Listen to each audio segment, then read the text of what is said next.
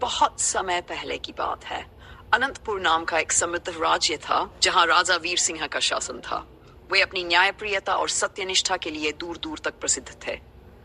उनके दरबार में न्याय हर किसी के लिए समान था, चाहे वह गरीब किसान हो या कोई अमीर सेठ। राजा का एक ही सिद्धांत था, न्याय से बढ़कर कुछ नहीं।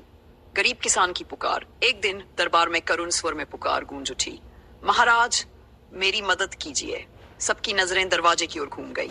वहां एक गरीब धूल से सना किसान खड़ा था। उसकी आंखों में आंसू थे, आवाज में पीड़ा। मेरा नाम रामदास है महाराज।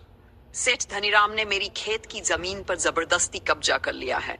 मैंने उससे कितनी बार प्रार्थना की, पर वह मेरी सुनने को तैयार ही नहीं। आप ही मेरा आखिरी सहारा हैं। राजा वीर सिंह की आंखों में गंभीरता चमकी। उन्होंने कठोर स्वर में आदेश दिया, मंत्रियों, इस मामले की तुरंत जांच करो। यदि रामदास की बात सत्य निकली तो सेठ को कड़ी सजा मिलेगी। मंत्रियों ने तत्काल जांच की और सच्चाई सामने आ गई। सेठ धनीराम ने सच में गरीब किसान की जमीन हड़प ली थी। राजा का चेहरा कठोर हो गया। उनके शब्द गूंज उठे, अन्याय को सहना भी उतना ही बड़ा अपराध है जितना अन्याय करना। सेठ धनीराम को दंड दिया जाए और रामदास को उसकी जमीन वापस दी जाए। सभा में तालियों की गड़गड़ाहट गूंज उठी। जनता राजा की न्यायप्रियता से गदगद थी।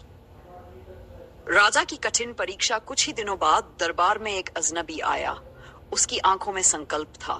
उसने सीधा राजा की ओर देखा और कहा, महाराज मैं आपके न्याय की परीक्षा लेना चाहता हूं।